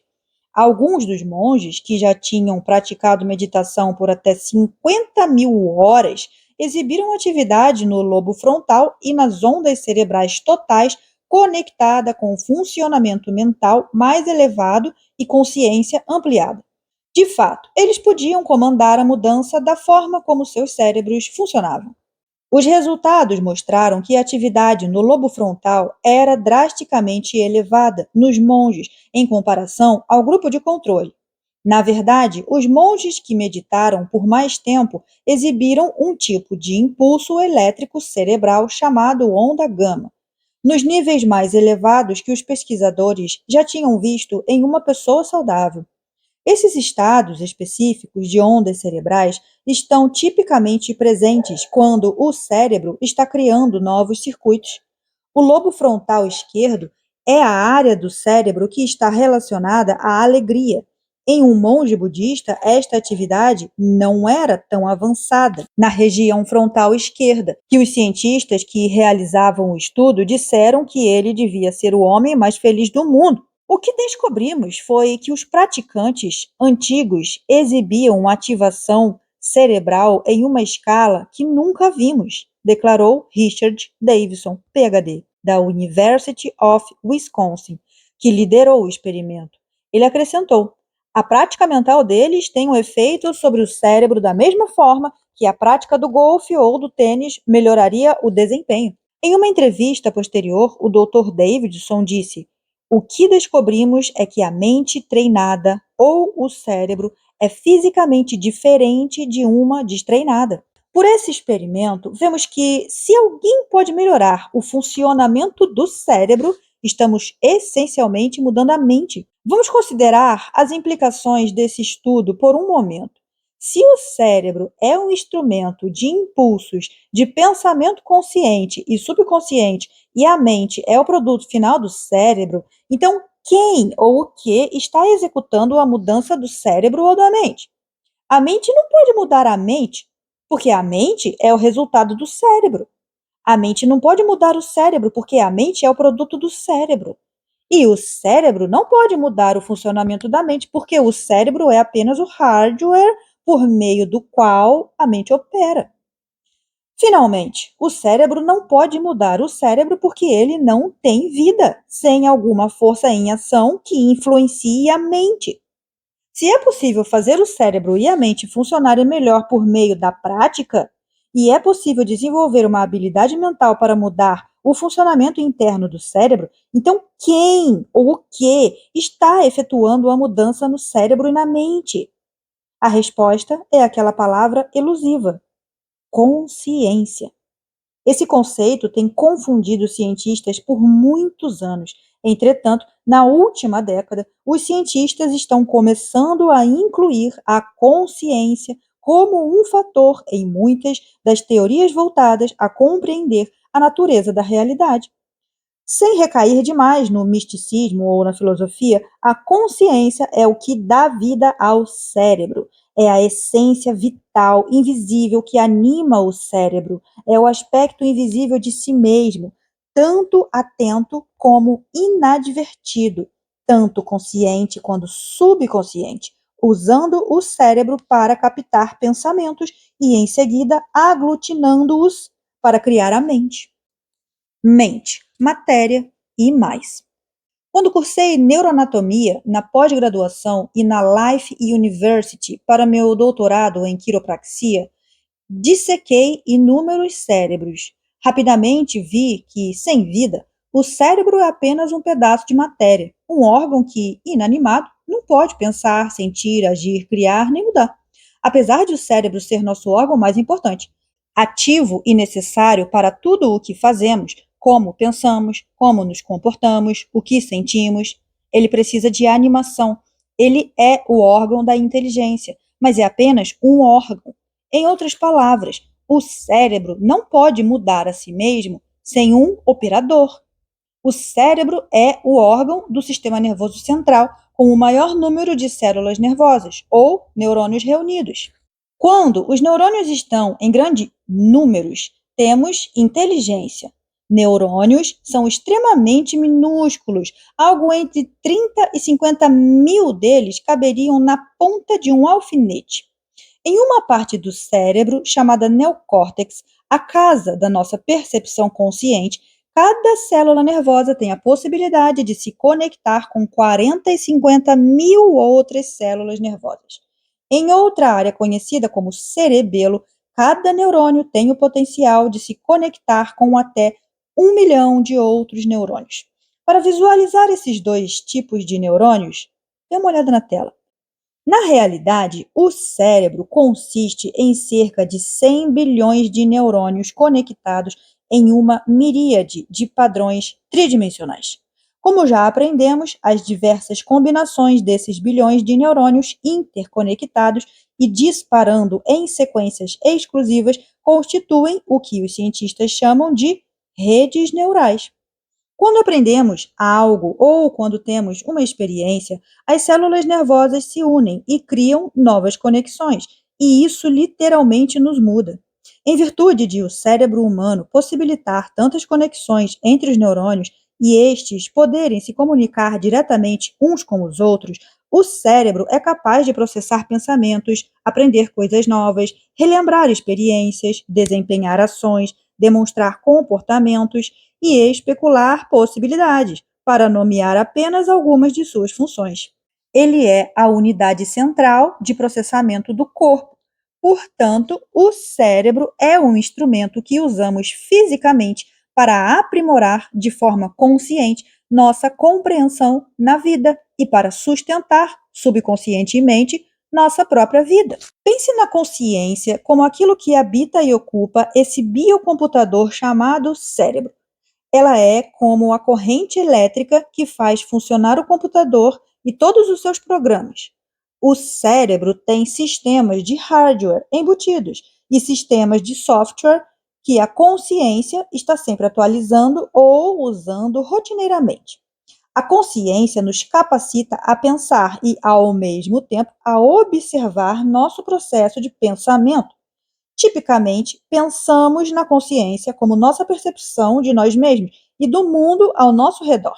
Entretanto, existe outro tipo de inteligência dentro de nós, uma inteligência que consistentemente nos dá a vida, momento a momento, sem nenhuma necessidade de nossa ajuda. Doutores em quiropraxia chamam isso de inteligência inata, e ela reside igualmente em todas as coisas. De fato, essa filosofia afirma que nossa inteligência inata, intermediada pelo cérebro físico, é apenas uma expressão da inteligência universal no corpo. Dessa forma, segundo o que aprendi, tanto como quiroprático quanto como estudante na RSE, parece que existem dois elementos na consciência. Um aspecto, que chamaremos de consciência subjetiva, mantém nosso livre-arbítrio individual e possibilita que nos expressemos como indivíduos pensantes, com nossos próprios traços e características. A parte subjetiva e individual de nós, esse elemento de consciência, agrupa nossas qualidades exclusivas, inclusive as habilidades de aprender, lembrar, criar, sonhar, escolher e até de não escolher. Esse é o você ou o eu. A consciência subjetiva pode existir tanto no corpo quanto independentemente do corpo. Quando as pessoas passam por uma experiência fora do corpo, durante a qual estão completamente conscientes, mas podem ver o corpo deitado na cama, é a consciência subjetiva que está presente na experiência, independente do corpo. Portanto, a consciência subjetiva não é o corpo, mas ela utiliza o corpo. Ela é nossa identidade autoconsciente. Ao longo da vida, em sua maior parte, ela se localiza no interior do corpo físico. O outro elemento de consciência é a percepção inteligente dentro de nós, que nos dá a vida todos os dias. Chamemos isso de consciência objetiva ou subconsciente. Esse é um sistema de percepção separado da mente consciente. Ele é subconsciente, mas incrivelmente inteligente e atento. Ele também existe separadamente do cérebro pensante, mas opera por meio das outras partes do cérebro para manter nosso corpo em ordem.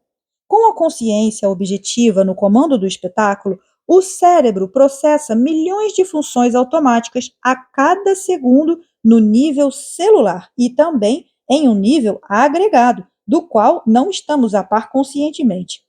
Esses são os aspectos de nossa vida e nossa saúde que tomamos como certos todos os dias. Os sistemas que controlam nosso coração digerem nossos alimentos, filtram nosso sangue, regeneram as células e até organizam nosso DNA. É preciso uma consciência imensa e ilimitada para ser responsável por todas essas funções. Essa inteligência objetiva sabe muito mais do que nossa própria personalidade sabe, apesar de pensarmos que sabemos de tudo.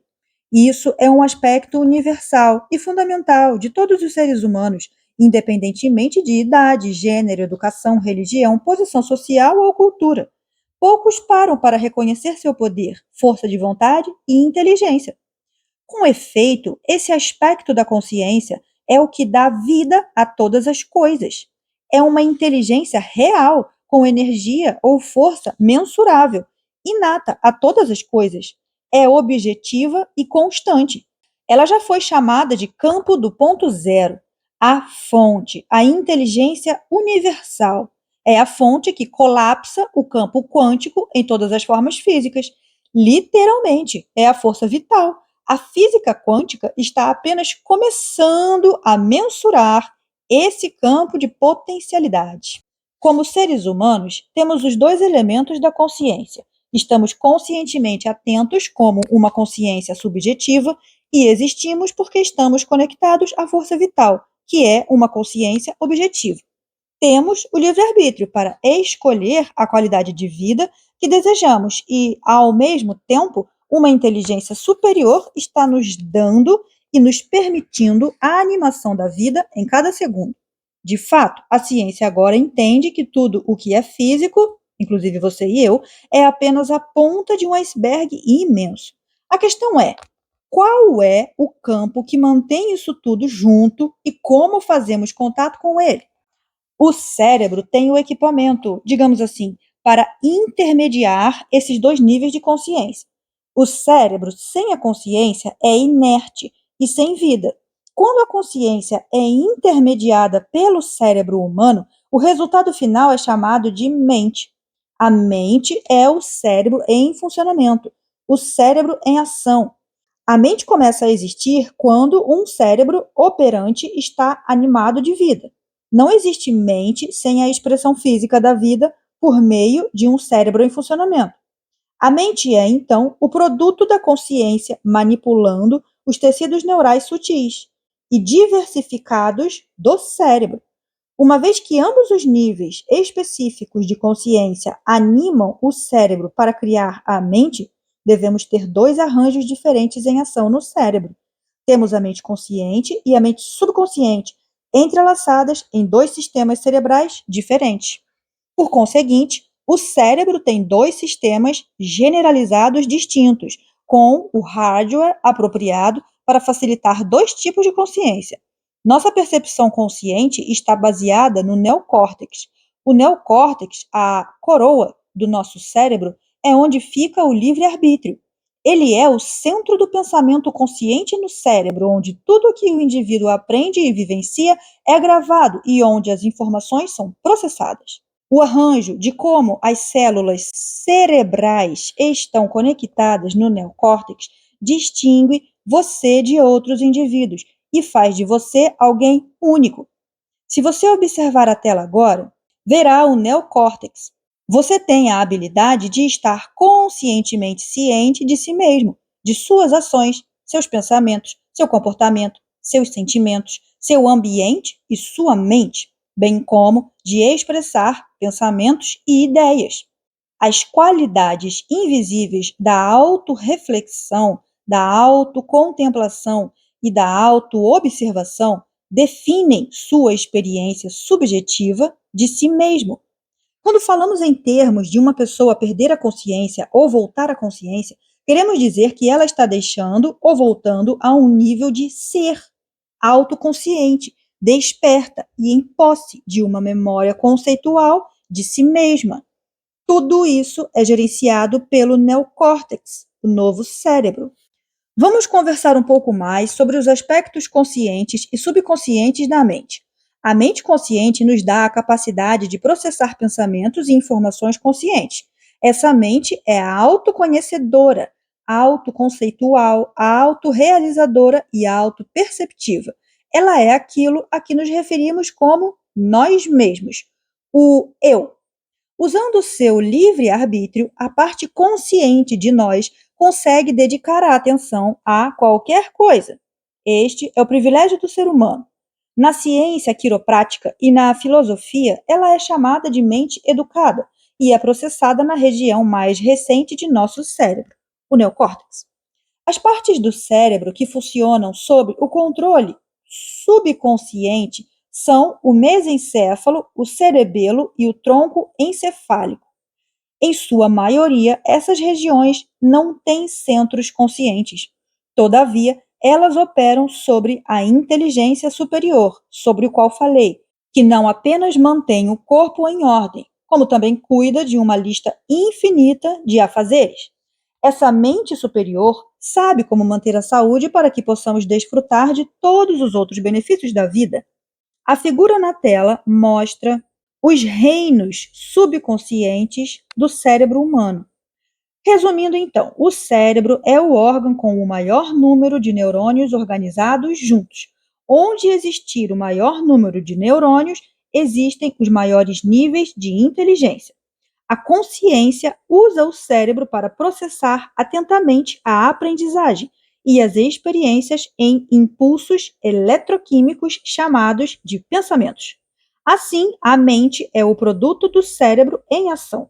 A mente opera quando o cérebro está vivo e intermediando a consciência. A consciência tem duas qualidades específicas. A consciência objetiva é a forma vital, a fonte e o campo de ponto zero.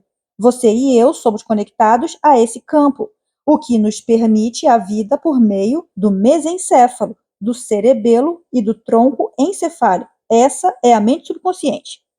A consciência subjetiva, situada no neocórtex, é a exploradora, a identidade que aprende e aprimora sua compreensão para uma expressão maior de vida. Essa é a mente consciente. Na figura da tela agora, um gráfico simples descreve os dois sistemas operacionais do cérebro.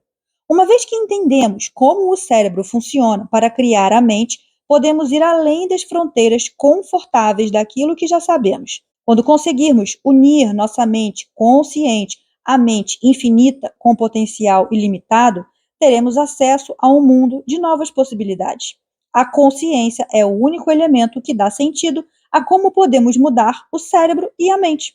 Ela é o aspecto intangível do nosso eu que influencia o cérebro a produzir a mente. Os momentos em que estamos verdadeiramente conscientes, atentos, cientes e presentes são aqueles em que mudamos como o nosso cérebro funciona e criamos outro nível mental. Quando pudermos usar a mente consciente em conjunção com a mente subconsciente, seremos capazes de modificar nosso hardware e atualizar nossos sistemas operacionais.